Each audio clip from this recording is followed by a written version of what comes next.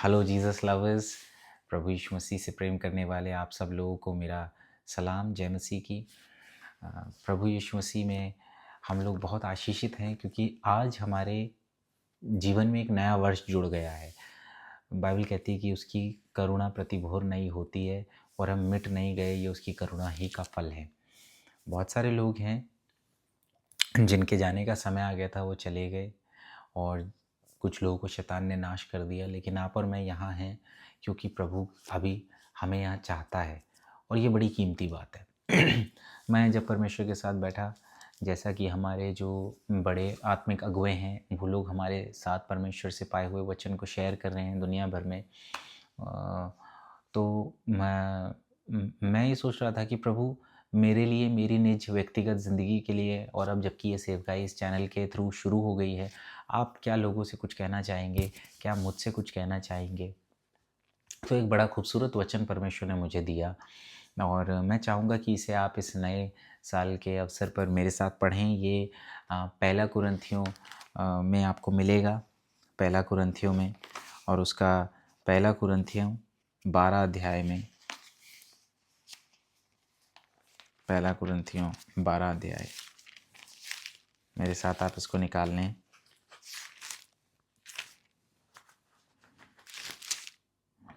और यहाँ पर ऐसा 13 अध्याय में आपको मिलेगा।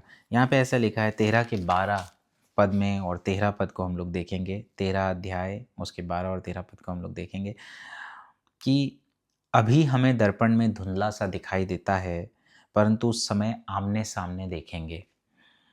इस समय मेरा ज्ञान अधूरा है, परंतु उस समय ऐसी पूरी रीति से पहचानूंगा जैसे मैं पहचाना गया हूँ। पर अब विश्वास, आशा, प्रेम, ये तीनों स्थायी हैं, पर इन सब से बड़ा प्रेम है।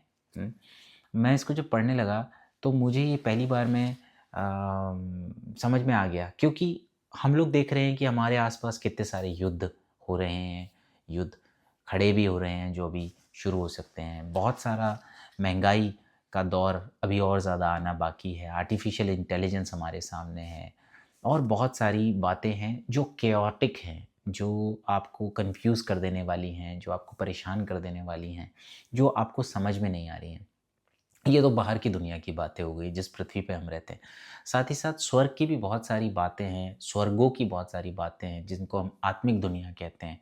वो हम में से बहुत सारे लोगों को हो सकता है समझ में ना आए। तीसरा है हमारी व्यक्तिगत लाइफ, है ना? पहला है पृथ्वी, दूसरा है स्वर्गीय बातें, और तीसरा है हमारी जो व्यक्तिगत लाइफ है, मेरी पर्सनल इंडिविजुअल लाइफ। यहाँ पे भी मुझे बहुत सारी बातें समझ में नहीं आती हैं। बाइबल कहती है कि अभी तो मैं दर्पण में धुंधला सा दिखाई देता है ना। जैसे मान लीजिए कि जो पुराने ज़माने के जो मिरर्स होते थे ना, वो आज के ज़माने के मिरर्स की तरह या शीशों की तरह एकदम जो होते थे कि क्लियर नहीं होते थे।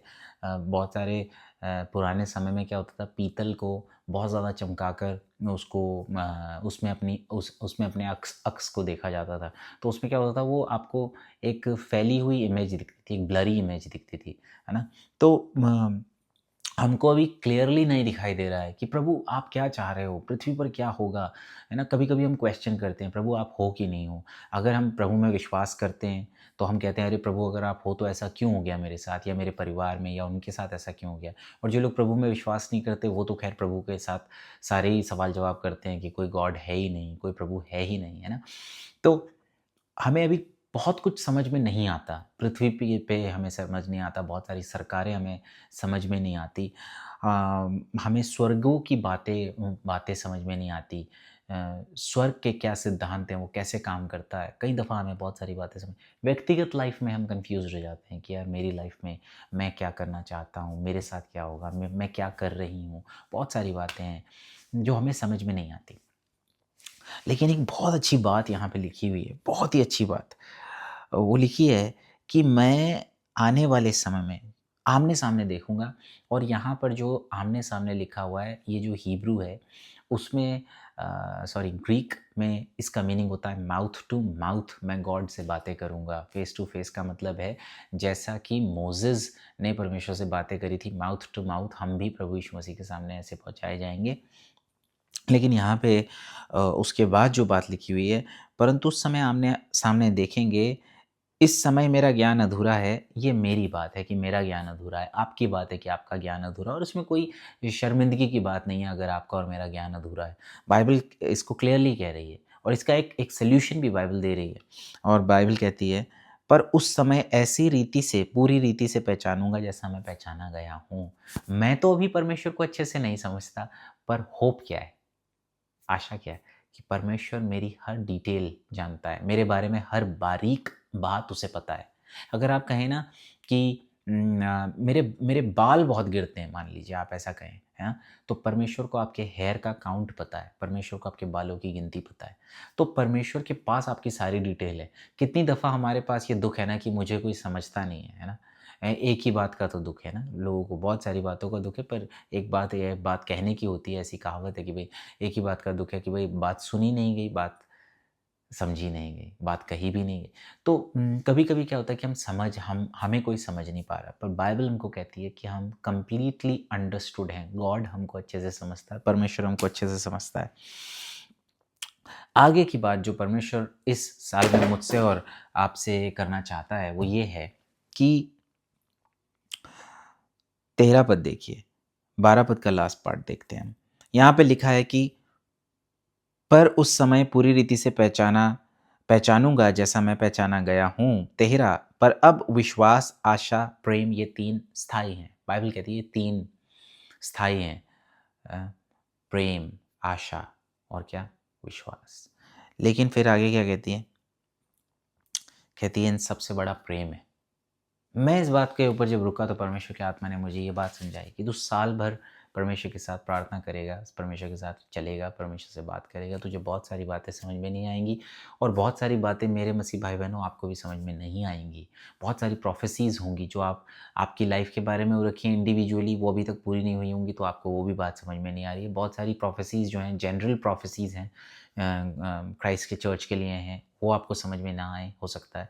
और हो सकता है जो गॉड करने पर है पूरी पृथ्वी पर वो भी आपको समझ में ना आए। जब हमको समझ में नहीं आता है, जब हमारी पर्सनल लाइफ में हमें कोई बात समझ में नहीं आती है तो हम गॉड को क्वेश्चन करने लगते हैं। और इससे क्या होता है 2 चीज़ें हमारी लाइफ में हिलने लगती हैं और हम तब बहुत ज़्यादा केओस में बहुत ज़्यादा उलझ जाते हैं। और वो 2 चीज़ें हैं फ़ेथ और होप। और इनको स्थिर रखने के लिए आपको अपने हार्ट में क्या रखना पड़ेगा? प्रेम। बाइबल कहती है प्रेम इन सबसे ऊपर है। जब आप प्रेम रखेंगे, प्रभु यीशु मसीह ने मत्ती की किताब उसके 22 अध्याय उसके 37 पद में ये कहा कि तू अपने परमेश्वर से क्या कर? सब चीज़ों से बढ़कर, अपने तन, मन, जीवन से बढ़कर क्या कर? परमेश्वर से प्रेम कर। क्यों कर प्रेम? अगर आप प्रेम करेंगे, तो प्रेम आपके जो हृदय की भूमि है उसको सॉफ्ट रखेगा।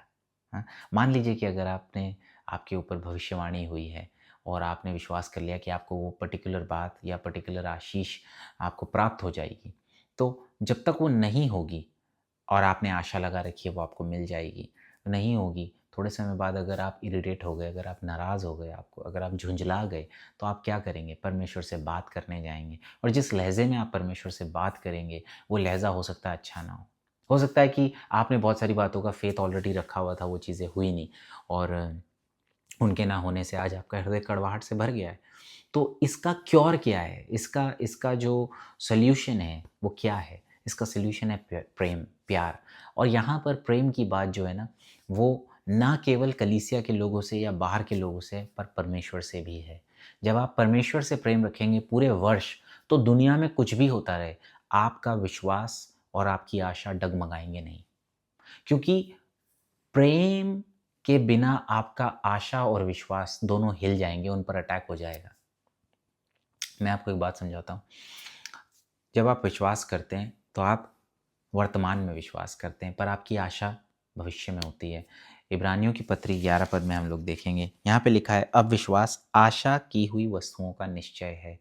आशा की हुई, यानी कि भविष्य में जो चीज़ आप चाहते हैं। लेकिन विश्वास क्या है? अभी निश्चय है, अभी आपने कन्फर्म किया है कि हाँ, मैं विश्वास करता हूँ प्रभु, अभी विश्वास करता हूँ कि आप मेरे लिए मरे हैं, आपकी वजह से मुझे ये आशीष प्राप्त होती है, आपने मुझे ये आशीष दे दी है और मैं इसे आने वाले समय में अपने हाथ में लेने वाला हूँ। तो वर्तमान में विश्वास है, परंतु आशा आगे चली जाती है भविष्य में और वहाँ से जो आपका उत्तर है वो आपको प्राप्त हो जाता है। लेकिन इस वर्तमान से इस भविष्य यानी कि इस जगह से जहाँ पर आपने फ़ेथ किया है, जहाँ पर आपने विश्वास किया और जहाँ आपका उत्तर है, वहाँ तक पहुँचने के सफ़र के बीच में आपको बहुत सारी सीज़निंग से गुज़रना पड़ता है, आपको बहुत सारे कभी-कभी परीक्षाओं से गुज़रना पड़ता है, कभी-कभी आपके सामने चुनौती होती हैं और वो समय आपका होता है अगर आपके हार्ट में प्रेम नहीं होगा, तो आपका जो जो हृदय की भूमि है, जहाँ आप उत्तर प्राप्त करेंगे, जहाँ आपका विश्वास पलता है, बड़ा होता है, मैच्योर होता है, जहाँ आपकी आशा को ठिकाना मिलता है, वो भूमि जहाँ परमेश्वर का वचन काम करता है, क्योंकि आप वचन पर ही तो विश्वास कर रहे हैं, वचन ही से तो आपको आशा मिल रही है, तो वो उसको क्या होती है, वो उसको जगह नहीं मिलती बढ़ने की। तो प्रेम आपके लिए क्या है, एक सुरक्षा का बाड़ा है। और वो सुरक्षा का बाड़ा ऐसा है जो आपके हृदय को कड़वाहट से बचाता है, फूट से बचाता है, परमेश्वर के विरोध में जाने से बचाता है, अविश्वास में जाने से बचाता है और शक संदेह का जीवन जीने से बचाता है, अल्प विश्वास से बचाता है। क्योंकि आप प्रेम करेंगे तो आप प्रभु यीशु मसीह में, उसके चरित्र में, उसकी गंभीरता में, उसके वायदों की सच्चाई में, उसकी वाचा की सच्चाई में बने रहेंगे। क्योंकि जब आप किसी से प्यार करते हैं तो आप उसकी वायदे पर, उसके शब्द पर, उसके वर्ड पर कभी भी संदेह नहीं करते हैं। इसीलिए प्रेम क्या करेगा, आपके फेथ और होप की लाइफ को हेल्दी रखेगा, अच्छी रखेगा। तो प्रेम को पकड़ कर चलिए। आपके जीवन में जो भविष्यवाणियाँ होंगी, अच्छी बात है। आपके जीवन में जो आशीष आनी है, परमेश्वर की तरफ से मैं आमीन बोलता हूँ। पर आप उसमें जाने के लिए या उसकी तरफ बढ़ने के लिए प्रेम को रखिए। क्योंकि परमेश्वर से प्रभु यीशु मसीह ने भी कहा, क्या कर? पहले प्रेम कर। हुँ? तो ये प्रेम हमें नए साल में पकड़ कर रखना है। प्रभु आप सब लोगों को आशीष दे और इसके बारे में हम और ज़्यादा बात करेंगे आने वाले समय में। आप लोग हमारे चैनल को लाइक करें, सब्सक्राइब करें। प्रभु यीशु मसीह में आप सब लोगों को नए साल की शुभकामनाएँ। मेरी ये प्रार्थना है कि इस साल आप प्रेम में, आशा में और विश्वास में सशक्त होते चले जाएँ। प्रभु यीशु मसीह को आपके जीवन से महिमा मिले। जय मसीह की।